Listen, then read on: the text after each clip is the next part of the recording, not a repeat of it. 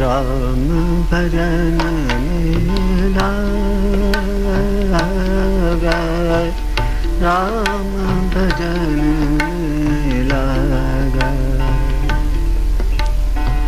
राम भजन में लागा, राम भजन में लागा मेरो मन, राम भजन में लागा, राम भजन में लागा,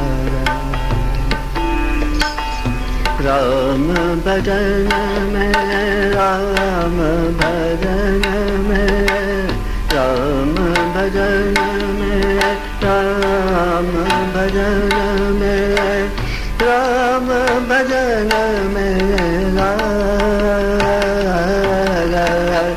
राम भजन में लागा मेरो मन, राम भजन में लागा, राम भजन में लागा।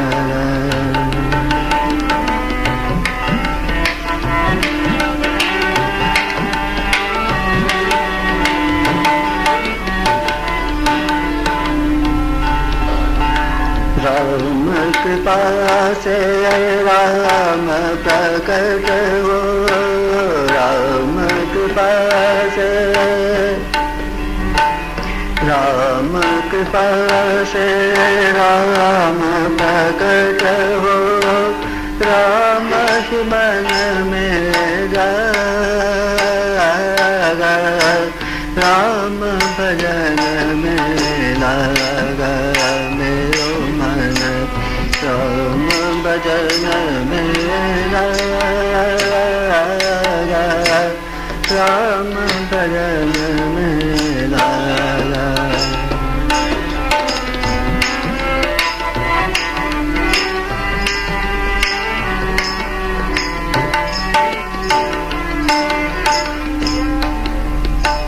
राम भजन में, राम भजन में, राम भजन में, राम भजन में, राम भजन में लागा, राम भजन में लागा मेरो मन, राम भजन में लागा, राम भजन में लागा।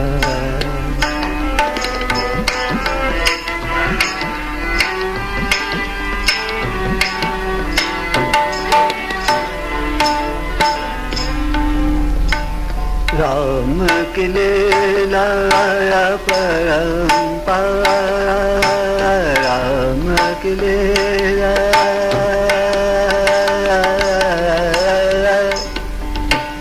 राम की लीला परंपरा, अपरंपार आए, अपरंपार आए, अपरंपार है राम नाम है, अपरंपार है, अपरंपार है राम नाम है, जो है मन में लागा, राम में लागा, राम भजन में लागा मेरो मन, राम भजन में लागा, राम भजन में लागा।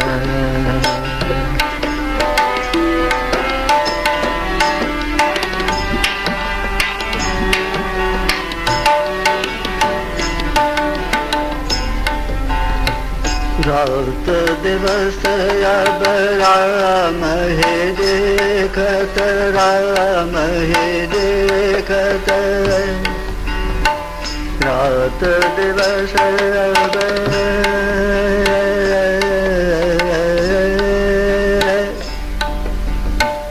रात दिवस अब राम हे देखत रात दिवस अब रात दिवस अब राम हे देखत राम की महिमा न्यारे राम की महिमा न्यारे राम की महिमा न्यारे राम की महिमा न्यारे राम नाम मन खींचत दीनो राम नाम मन राम नाम मन खींचत दीनो जगत पाप राम भजन मेरा मेरो मन राम भजन मेरा राम भजन मेरा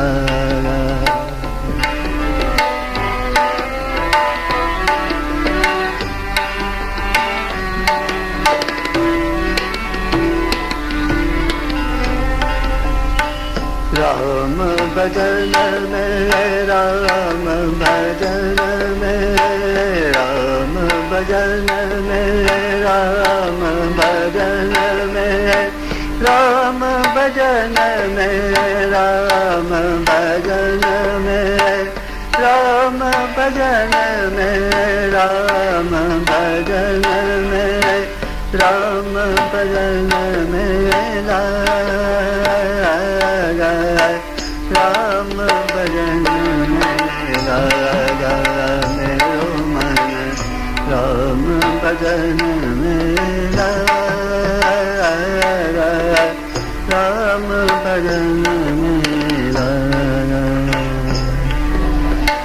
तीर्थ शिवोम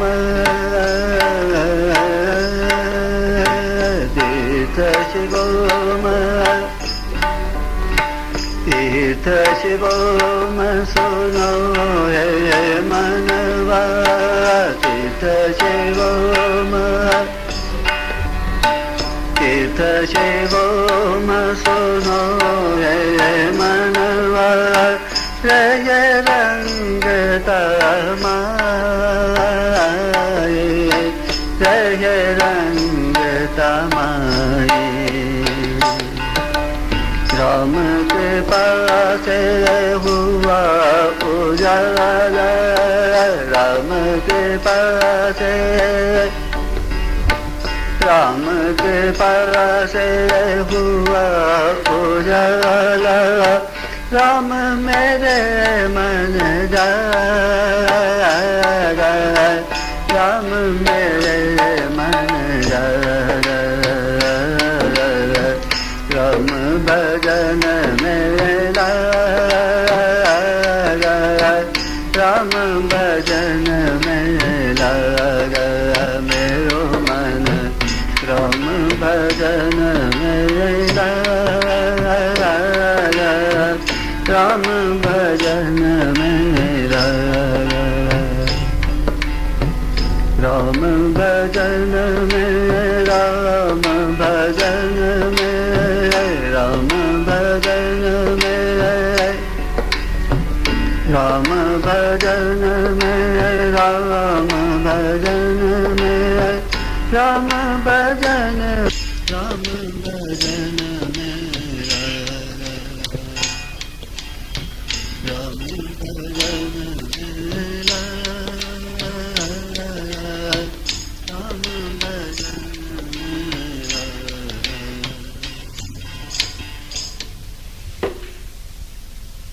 ये भजन मैंने आप लोगों को इसलिए सुनाया है क्योंकि इसमें स्मरण की स्थिति है। जो आज का विषय है,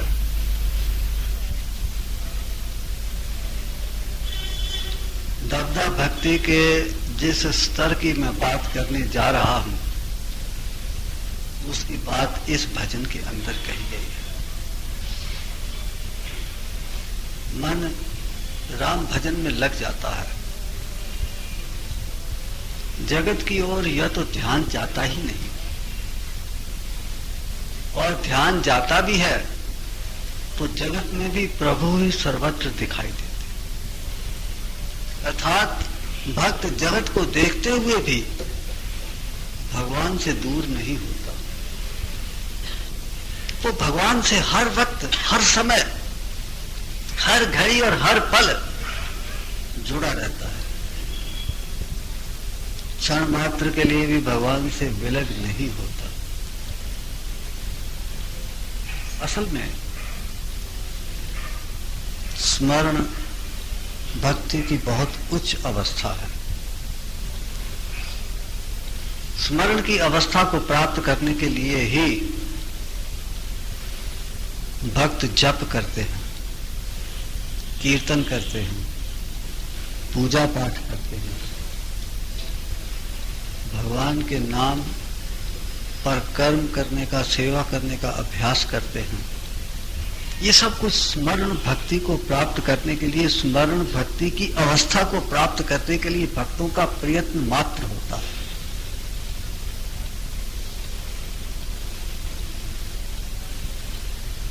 स्मरण की अवस्था दो प्रकार से आती है। जब मन के अंदर हर समय प्रभु का ध्यान बना रहे,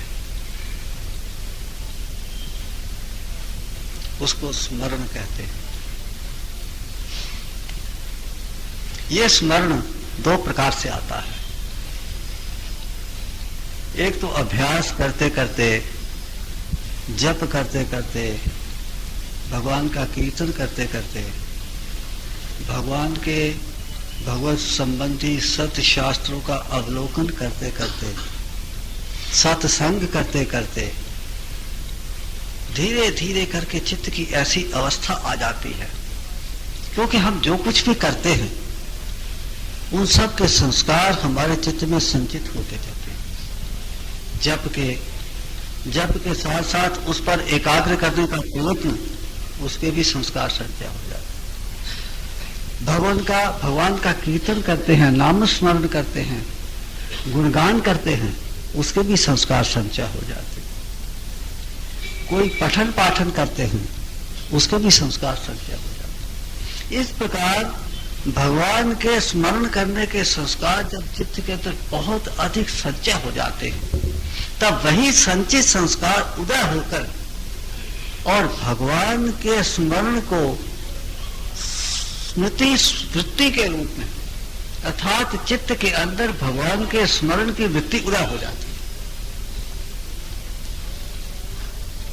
चित्त के अंदर स्मृति वृत्ति के उदय होने पर चित्त भगवत स्मरण से तरंगित होने लगता है। एक तो ये प्रकार है कि अभ्यास किया जाए, जप का, कीर्तन का, पठन पाठन का, आदि आदि, और विभिन्न प्रकार के साधनाओं का अपने चित्त के अंदर संस्कारों का संचय, एक बड़ा भंडार इकट्ठा कर लिया जाए, सत्वगुण का भंडार इकट्ठा कर लिया जाए अपने चित्त के अंदर।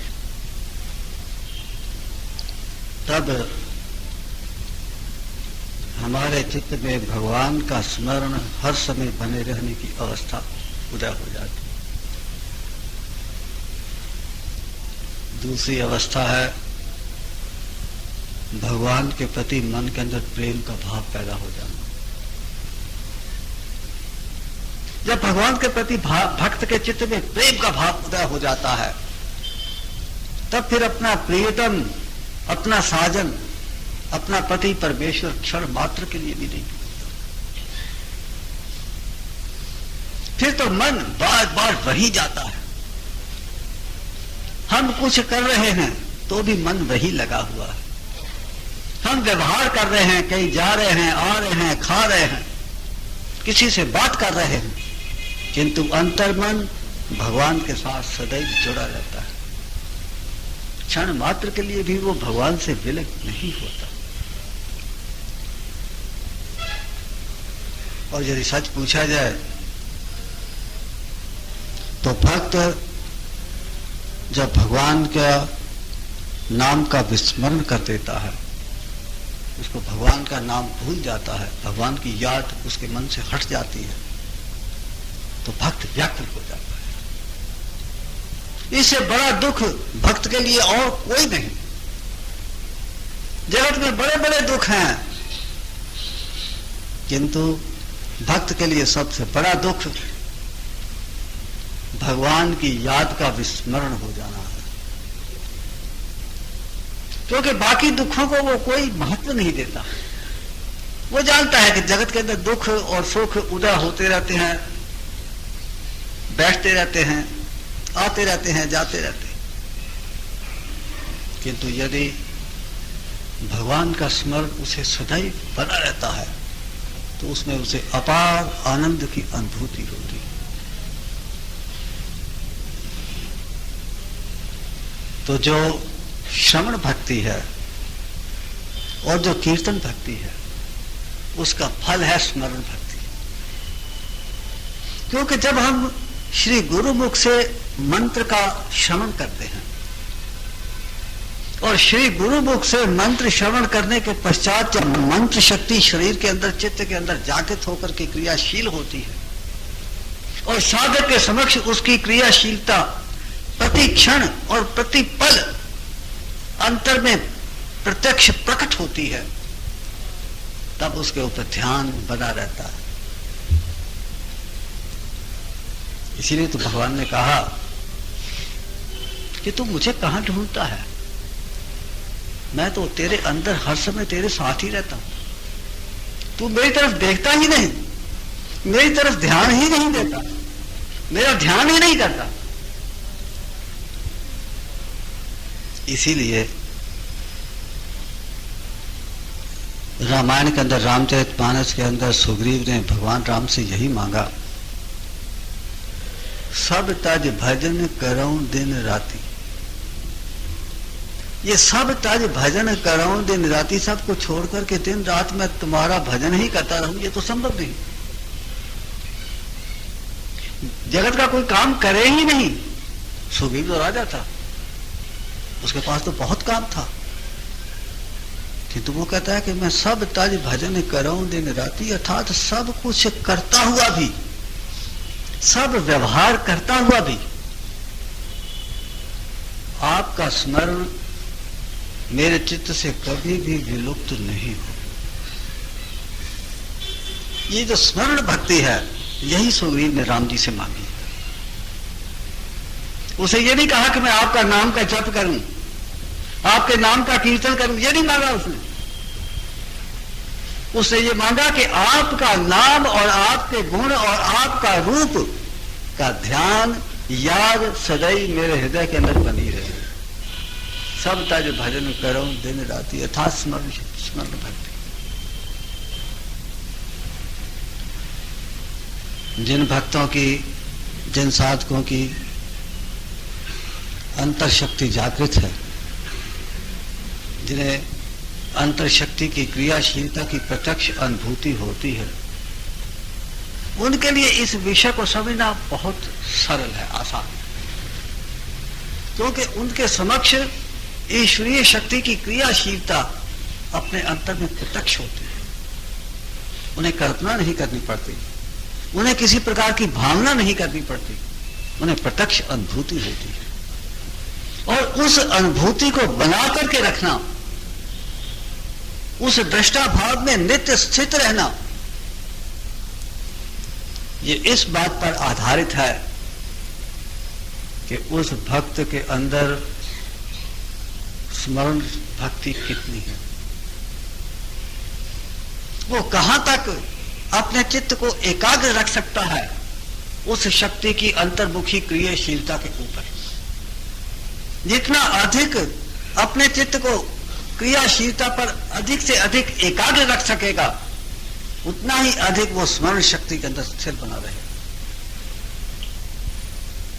और नहीं तो प्रातःकाल घंटा 2 घंटे साधना के अंदर बैठते हैं, शक्ति की क्रियाशीलता अनुभव होती है, कहते हैं आज बड़ा आनंद आया, और बाकी के 22 घंटे उस शक्ति की क्रियाशीलता को भूल करके जगत के अंदर आसक्त होकर के अहंकार युक्त कर्मों में प्रवृत्त हो जाते हैं। उनको अंतर शक्ति की जागृति होने के पश्चात भी भक्ति की जो स्मरण स्थिति है वो प्राप्त नहीं। इसीलिए मैंने कहा कि स्मरण स्थिति भक्ति मार्ग की बड़ी उच्च अवस्था है, जिसके लिए जगत की ओर से वैराग्य होना अत्यंत आवश्यक है, अनिवार्य है। जब तक आपको जगत की ओर से वैराग्य प्राप्त नहीं होगा, अनासक्ति प्राप्त नहीं होगी, जगत के अंदर जो कुछ भी करते हैं वो केवल मात्र कर्तव्य समझ करके आप नहीं करते, और किसी परिस्थिति जीव अथवा पदार्थ के प्रति आपके मन में आसक्ति का भाव नहीं है, तब तक आप में स्मरण भक्ति उदय नहीं हो सकती, स्मरण स्थिति आपके अंदर पैदा नहीं हो सकती।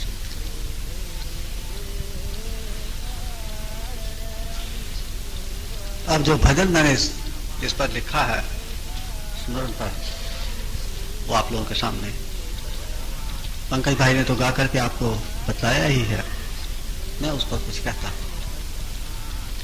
नाम जपे और सिमरन राखे, मन में धारण भाव प्रभु का। नाम जपे और प्रभु का नाम हृदय के अंदर स्मरण रखे। केवल जप नहीं कहा, जप स्मरण की अवस्था को प्राप्त करने के लिए आपका अभ्यास है, आपका प्रयत्न है। तो जप किस लिए? स्मरण की अवस्था को प्राप्त करने के लिए। नाम जपे और सिमरन राखे, मन में धारण भाव प्रभु का। हृदय के अंदर भगवान के प्रति प्रेम का भाव हो। हमारा प्रेम, जिसको हम मोह कह सकते हैं, क्योंकि प्रेम भगवान के प्रति होता है, मोह जगत के प्रति। हम मोह को प्रेम कहते हैं, किंतु मोह प्रेम कह देने मात्र से प्रेम नहीं हो जाता। मोह मोह ही रहता है, आसक्ति आसक्ति ही रहती है, जिसको आप कहते हैं अटैचमेंट। तो मोह, आसक्ति, अटैचमेंट, ये जब तक जगत के प्रति हमारा आकर्षण है मन के अंदर, तब तक हमारा मन जगत के ऊपर ही बार बार जाता है। उसको खींच करके वापस लाओ, फिर वापस चला जाता है, फिर उसको खींच करके वापस लाओ, फिर वापस चला जाता है। हम अपने मन को जगत से खींचने का प्रयत्न तो करते हैं, किंतु मन के अंदर जो आसक्ति के भाव हैं उनको नहीं हटाते। और जब तक मन के अंदर आसक्ति है, तब तक आपका मन जगत से हट नहीं सकता, और प्रभु के प्रति आपके मन के अंदर प्रेम का भाव भी उदय नहीं हो सकता।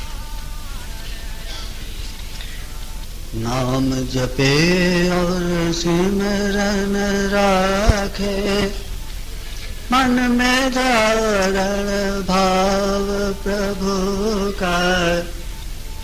और नशा भक्त सिमरन का हरदम, भक्त को हरदम स्मरण का नशा चढ़ा रहता है,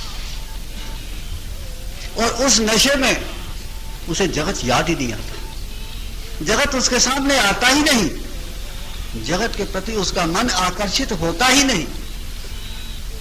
उसका मन तो जहां प्रभु पर टिका है, उसके स्मरण के अंदर, उसकी याद के अंदर, भगवान के नाम पर, भगवान के रूप पर, भगवान के गुणों पर, भगवान की महिमा पर, भगवान के धाम पर उसका मन जो है वो वहीं टिका है। भगवान के प्रति उसके मन के अंदर प्रेम होता है।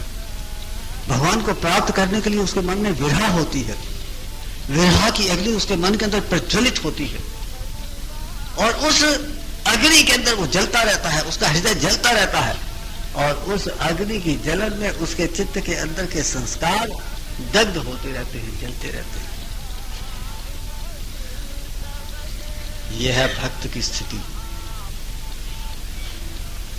भक्त वो है, भक्ति का आरंभ वहां से होता है जब भक्त के समक्ष भगवान हो। भगवान की अनुभूति हो या नहीं हो, किंतु भगवान का स्मरण हो,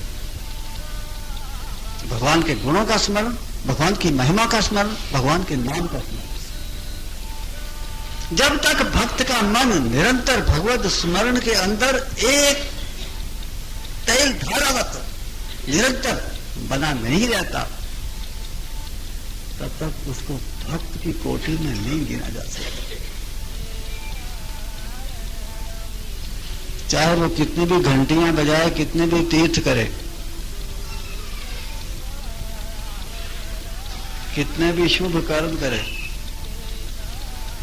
किंतु मन के अंदर यदि भगवान के प्रति प्रेम नहीं है तो वो भक्ति को प्राप्त करने के प्रयत्न में तो लगा हो सकता है, किंतु उसको भक्ति प्राप्त नहीं है। भक्ति की अवस्था उसको प्राप्त नहीं है और भक्ति की अवस्था स्मरण से आरंभ होती है। नशा भक्त सिमरन का हरदम हटत नहीं मन भाव प्रभु का। उसके मन से प्रभु का भाव हटता ही नहीं। प्रभु का प्रेम, प्रभु का स्मरण, प्रभु के विरह में जलन उसके हृदय में निरंतर बनी रहती। नाम जपे और सिमरन राखे, मन में धारण भाव प्रभु का। नशा भक्त सिमरन का हरदम हटत नहीं मन भाव प्रभु का।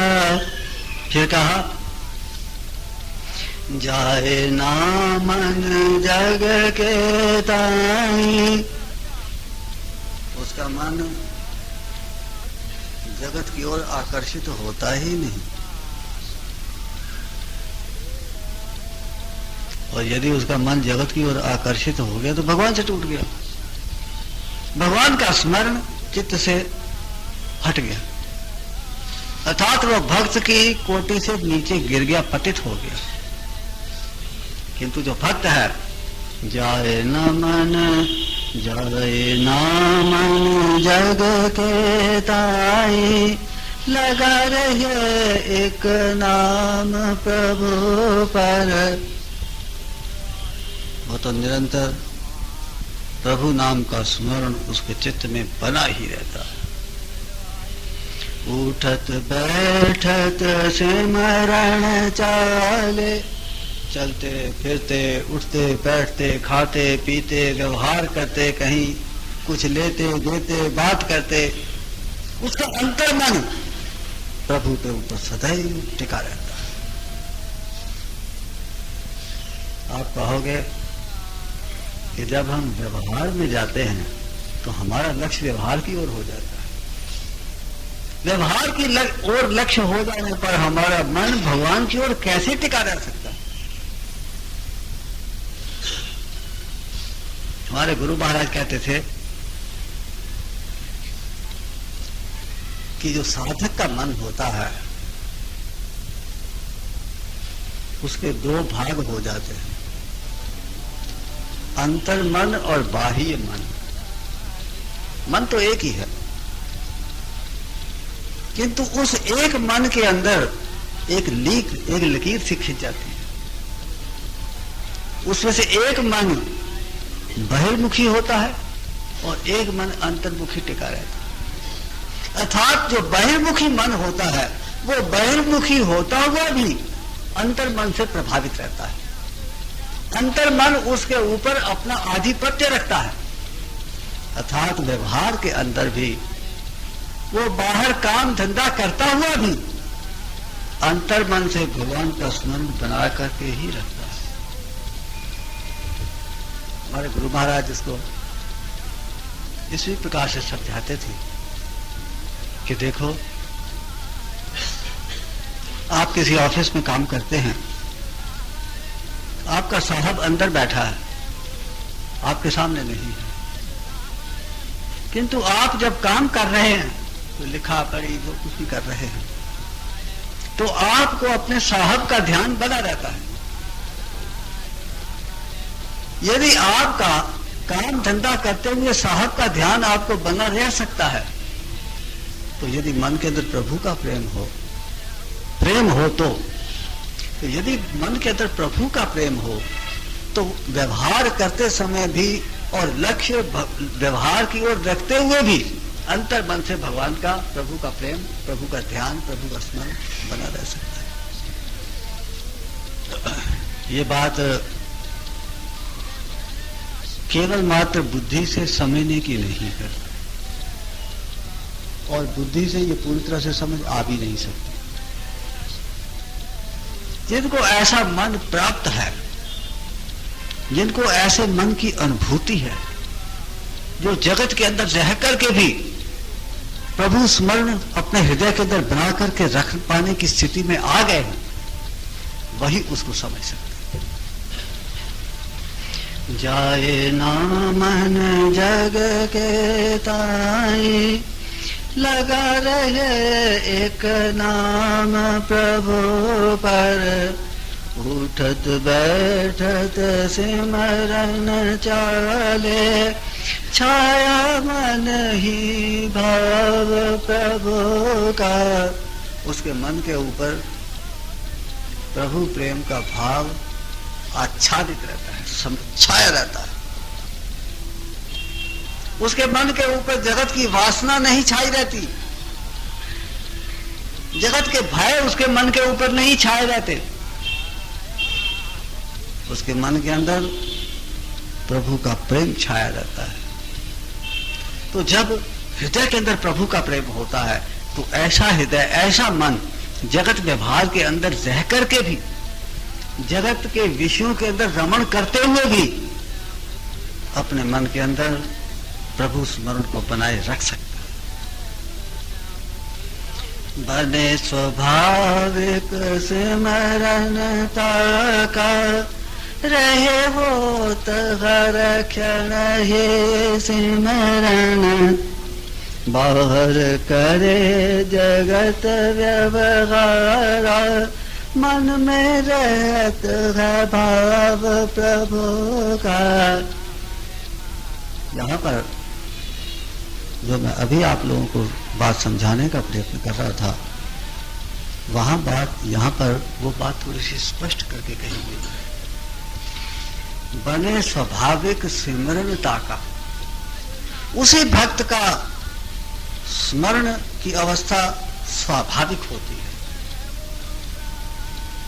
स्वाभाविक और अस्वाभाविक, स्मरण की अस्वाभाविक अवस्था अभ्यास से प्राप्त की जा सकती है, किंतु अस्वाभाविक अवस्था अस्थाई होती है, उसमें स्थिरता नहीं होती। कुछ समय के लिए आपके चित्त में भगवान का स्मरण बना रहता है और कुछ समय के पश्चात विलुप्त हो जाता है। किंतु किसका स्मरण स्वाभाविक होता है? रहे होत हर क्षण ही सिमरन, हर क्षण उसका स्मरण की अवस्था बनी ही रहे। किसकी? बाहर करे जगत व्यवहारा, बाहर जगत के अंदर वो जगत व्यवहार करता है, किंतु मन में रहता है भाव प्रभु का। उसके मन के अंदर प्रभु का भाव होता है, प्रभु का प्रेम होता है, प्रभु मिलन की विरह होती है, उस विरह की अग्नि होती है, उस अग्नि में उसके संस्कार चलते रहते हैं। भक्त का जो चित्त है उसको एक हवन कुंड की संज्ञा दी जा सकती है। हवन कुंड में आप अग्नि जलाते हैं, अग्नि जलाकर के वेद मंत्रों का उच्चारण करके और सामग्री की आहुतियां अग्नि में डालते हैं, ये हवन है। किंतु साधक का हवन उसका आंतरिक हवन होता है। साधक का हवन बाह्य हवन नहीं होता, आंतरिक आध्यात्मिक हवन होता है। और उसमें हवन कुंड उसका चित्त होता है। और उस चित्त के अंदर जो सामग्री की आहुतियां डालते हैं उसके स्थान पर वो अपने संस्कारों और वासनाओं की आहुतियां डालता है। और संस्कारों और वासनाओं की आहुतियां उस अग्नि के अंदर जल करके भस्म होती चली जाती है। ये क्रिया अपने आप होती है। आप अपने संस्कारों और वासनाओं की आहुतियां हवन कुंड में नहीं डाल सकते। ये हवन कुंड के अंदर आपकी वासनाओं की आहुतियां पड़ना ये एक स्वाभाविक प्रक्रिया है। जब आपके अंदर स्मरण और भगवान का प्रेम और भगवान का भाव उदय होता है, भर जाता है हृदय, आपके हृदय के अंदर भगवान के प्रति और कुछ होता ही नहीं, उस समय फिर अपने आप ये प्रक्रिया चलने लगती है। अपने आप आपकी वासना आहुतियां बंद करे और आपके हवन कुंड के अंदर, आपके चित्त रूपी अग्नि कुंड के अंदर उस आहुति के रूप में पड़ती चली जाती है और भस्म होती चली जाती है। इसी को गीता के अंदर भगवान ने कहा, अहम त्वा सर्व पापेभ्यो मोक्षयिष्यामि मा शुचा। अहम त्वा सर्व पापेभ्यो मोक्षयिष्यामि, मैं तुझे सभी पापों से मुक्त करता हूं। तो मुक्त भगवान कैसे करते हैं? जब भगवान आपके अंतर में जागृत होते हैं और आपके चित्त के अंदर भगवान के प्रति एक स्वाभाविक प्रेम की अवस्था होती है। भगवान के बिना आप रह नहीं सकते, भगवान के स्मरण के बिना आपका एक क्षण भी व्यतीत नहीं होता है। तब फिर उस आंतरिक जागृत शक्ति की क्रियाशीलता से स्वतः ही आपके संस्कार और वासना उदय होकर के क्रिया के रूप में हवन कुंड में आहुति के रूप में पड़ते चले जाते हैं और वो भस्म होते चले जाते हैं। अहम त्वा सर्व पापेभ्यो मोक्षयिष्यामि मा शुचः, तू चिंता मत कर, क्योंकि यदि तू चिंता करेगा तो इसका अर्थ यह है कि तेरे उत्तरदायित्व स्वयं संभाला हुआ है, मेरे ऊपर उत्तरदायित्व नहीं है। ये ही सिमरन साचे भक्ते, ये स्मरण भक्ति ही सच्ची भक्ति है। जिसको स्मरण की अवस्था प्राप्त नहीं है उसकी भक्ति अभी सच्ची भक्ति नहीं है, साची भक्ति नहीं। ये ही सिमरन साचे भक्ते, पार उतारत जन को भव से। क्योंकि जब आपके चित्त के अंदर स्मरण भक्ति जागृत हो जाती है तब आपका चित्त एक हवन कुंड हो जाता है। और उस हवन के कुंड के अंदर आपकी वासना जलती है, आपके संस्कार जलते हैं, आपके चित्त की वृत्तियां जलती हैं, आपके विकार उसके अंदर आहुतियों के रूप में पड़ते चले जाते हैं और भस्म होते चले जाते हैं। जितने भगवान का प्रेम अधिक होगा उतने आपकी वासना और संस्कारों की आहुतियां बनने की प्रक्रिया अधिक से अधिक तीव्र होती चली जाएगी। जितने आपके अंदर विरह होगा, जितना आपका प्रबल विरह होगा, जितने आपके अंदर विरह की अग्नि अधिक से अधिक प्रज्वलित होगी, उतने आपके हवन कुंड के अंदर वासना की आहुतियां पड़ने का क्रम भी तीव्र से तीव्रतम होता चला जाएगा। ये ही सिमरन साचे भक्ते, पार उतारत जन को भव से। सिमरन नाम जहाज गुरु का। सिमरन को यहाँ पर एक जहाज की उपमा दी गई। जहाज में बैठ करके हम समुद्र से पार हो जाते हैं। इसी प्रकार से जब हमको स्मरण रूपी जहाज मिल जाता है तो हम इस भव सागर से स्मरण रूपी जहाज पर बैठ करके पार हो। सिमरन नाम जहाज गुरु का रखत बनाए भाव प्रभु का। जिसको ये जहाज मिल जाता है, जो इस जहाज में बैठ जाता है, उसकी स्मरण भक्ति स्वाभाविक हो जाती है। और फिर जब भक्ति स्वाभाविक हो जाती है तो वो भक्ति ही हृदय के अंदर प्रभु का भाव बना करके रखती है। फिर आपको प्रभु का भाव और प्रेम हृदय के अंदर बना करके रखने के लिए कोई प्रयत्न नहीं करना पड़ता।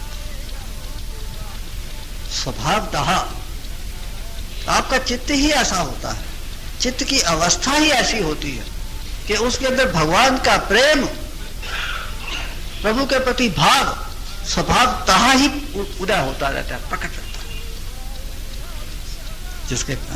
जिसको कहते हैं कि हृदय के अंदर प्रभु का भाव छलकता रहता है। तीर्थ शिवों में रहे जो सिमरन, ताका साधन चरत निरंतर। साधन उसी का निरंतर चलता है जो स्मरण भक्ति के अंदर स्थित हो चुका है। इतनी बड़ी बात कह दी। साधन की निरंतरता बनाए रखने की समस्या हर साधक के सामने है। कोई भी साधक ऐसा नहीं जिसकी ये शिकायत नहीं हो कि हमारा मन कभी इधर जाता है, कभी उधर जाता है, कभी तो साधन में लग जाता है, कभी जगत के अंदर ऐसा लग जाता है कि राक्षस हो जाता है, कभी तो मन देवता रूप धारण कर लेता है और क्षण मात्र में हमारा मन राक्षस हो जाता है, हम अपने मन से घृणा होने लगती है। ऐसे अशुद्ध और जगत के गंदे भाव चित्त के अंदर विचार उदय होते हैं कि साधक को अपने आप से, अपने मन से ही घृणा होने लगती कि ये क्या हो गया मुझे। ये शिकायत पराया सभी साधकों की है। इसका अर्थ यह है कि बहुत कम साधक ऐसे हैं जिनकी भक्ति सच्ची भक्ति है, जिनको वो अवस्था प्राप्त है जिस अवस्था में उनके मन के अंदर स्मरण की स्थिति स्थापित हो चुकी है, जिनके अंदर दृष्टा भाव निरंतर बना रहता है, जो अपने चित्त के अंदर भी शक्ति की क्रियाशीलता को और व्यवहार करते समय जगत के अंदर भी शक्ति की क्रियाशीलता को ही अनुभव करते हैं। मैं करता हूं ये भाव उनके अंदर उदय ही नहीं होता, क्योंकि उनको ये पता लग जाता है कि मेरे अंदर जो शक्ति कार्य कर रही है वो भी उसी प्रभु की शक्ति है, और जगत के अंदर प्रत्येक घटना के अंदर जो शक्ति कारण है, प्रत्येक क्रिया जो शक्ति करती है वो प्रभु की ही शक्ति है। और केवल उसको पता नहीं लगता, उसको प्रत्यक्ष अनुभव होता है। फिर वो व्यवहार करे, साधन करे, उसके समक्ष शक्ति की क्रियाशीलता निरंतर बनी रहती है। तीर्थ शिवों में रहे जो सिमरन, ताका साधन चलत निरंतर। निस दिन लागा हरि चरण में, दिन रात हर पल हर क्षण हर घड़ी उसका मन प्रभु चरणों में ही लगा रहता, क्योंकि वो निरंतर भगवान की क्रियाशीलता का अवलोकन करता रहता है, साधना के समय भी, व्यवहार के समय। ये साधना और व्यवहार, ये जो वर्गीकरण है, ये तो हम लोगों ने किया हुआ है। और जिसके चित्त के अंदर साधना और व्यवहार का वर्गीकरण है वो अभी साधक नहीं। तो ऐसा साधक जिसकी स्थिति स्मरण के अंदर स्थापित हो चुकी है, उसके अंदर साधन और व्यवहार का वर्गीकरण समाप्त हो जाता है। उसके लिए सारा साधन ही है, उसका व्यवहार भी साधन है, उसका साधन भी साधन है, उसका सोना भी साधन है, उसका जागना भी साधन है, उसका स्नान भी साधन है, उसका खाना भी साधन है। ऐसी जिसकी अवस्था हो गई है, उसी वही स्मरण भक्ति के अंदर स्थित है और उसी की भक्ति निरंतर चलती रह सकती है। निस दिन लागा हरे चरण में, वो हरि चरणों को छोड़कर और कहीं जाता ही नहीं। हरि चरणों को छोड़कर उसका मन और किसी विषय पर लगता ही नहीं। और यदि वो किसी विषय पर उसका मन जाता भी है तो उस विषय में भी उसको भगवान ही दिखाई देते हैं। हमारे गुरु महाराज की एक बार मुझे बात याद आ गई। एक चित्र था, एक भक्त राज बनाए गए थे जिनको पत्थरों के अंदर, वृक्षों के अंदर, नदी के अंदर, गाय के अंदर, सब जगह उनको भगवान कृष्ण दिखाई दे रहे थे। तो गुरु महाराज ने कहा कि बताओ इस चित्र में क्या गलती है। मैंने बड़े ध्यान से चित्र देखा, मैंने कहा महाराज मुझे तो कोई गलती दिखाई दे नहीं। एक भक्त है जिसको सब तरफ भगवान ही भगवान दिखाई दे रहे हैं। तो महाराज ने कहा कि देखो इसमें बड़ी भारी गलती है। मैंने फिर देखा, मैंने कहा मुझे तो कोई गलती दिखाई नहीं दी। तो गुरु महाराज ने कहा कि देखो इसको सब जगह भगवान दिखाई दे रहे हैं, किंतु इसके अपने हृदय के अंदर भगवान नहीं बनाए गए। तो जब तक हृदय के अंदर भगवान दिखाई नहीं दे तब तक जगत के अंदर सर्वत्र भगवान कैसे दिखाई दे सकते हैं। तो भगवान सबसे पहले अपने हृदय के अंदर दिखते हैं। स्मरण भक्ति हृदय के अंदर उदय होती है, हृदय के अंदर स्थित होती है।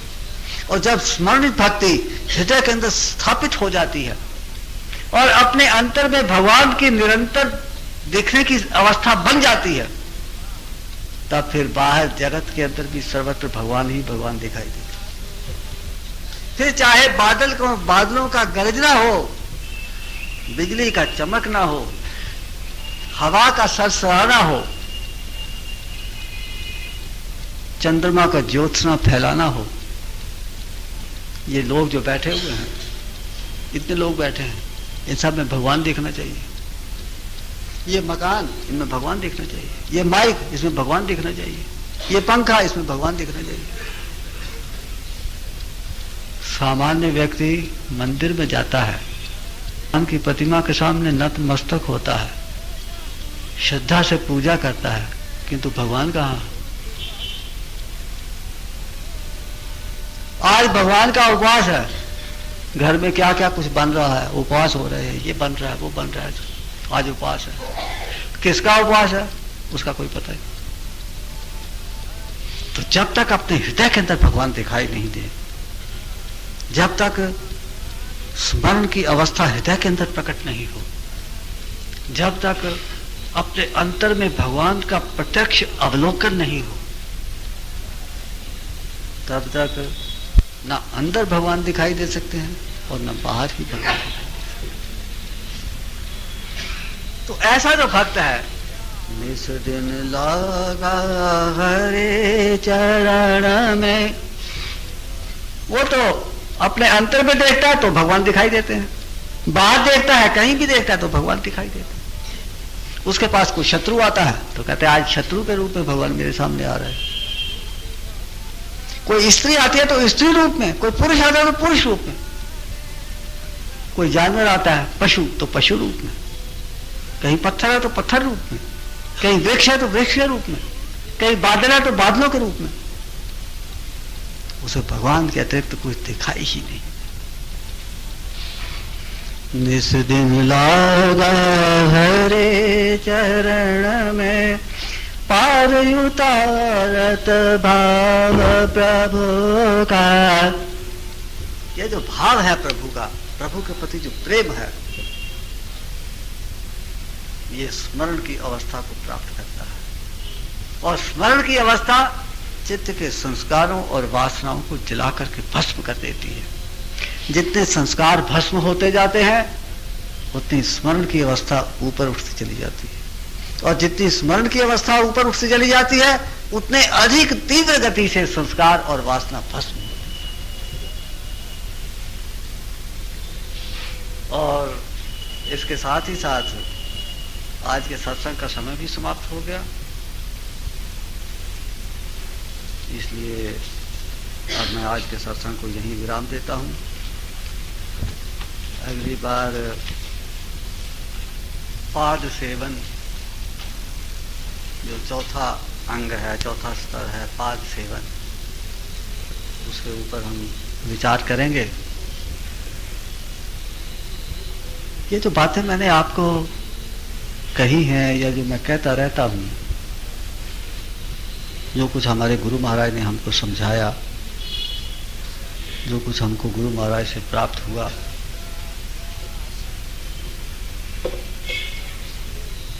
वही मैं आगे आप लोगों को समझा देता हूँ। जैसे पोस्टमैन होता है, इधर की चिट्ठी ली और उधर दे दी। पोस्टमैन तो बेचारा किसी गिनती में नहीं होता, तो हमारी अवस्था तो पोस्टमैन की तरह है। गुरु महाराज ने हमको समझाया, हमने आपको आगे समझा दिया, पोस्टमैन की तरह। तो ये जो विचार हैं ये हमारे गुरु महाराज के विचार हैं।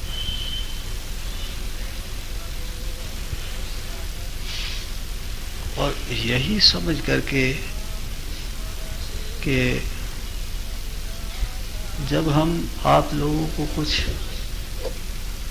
समझाते हैं तो गुरु महाराज का ध्यान करके, और गुरु महाराज ने जो कुछ समझाया है वो फिर हमारे माध्यम से आप लोगों तक प्रवाहित होने लगता है। तो इन बातों पर आप विचार करिए,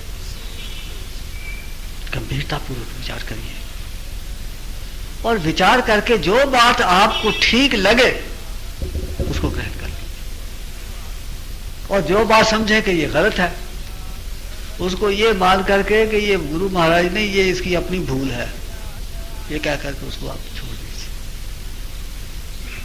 और इसके साथ ही साथ अब मैं अपनी बात को समाप्त करता हूँ, सत्संग को यहीं विराम देता हूँ। हरि ओम तत्सत। श्री गुरु महाराज की जय। नमः पार्वती पदे हर हर महादेव।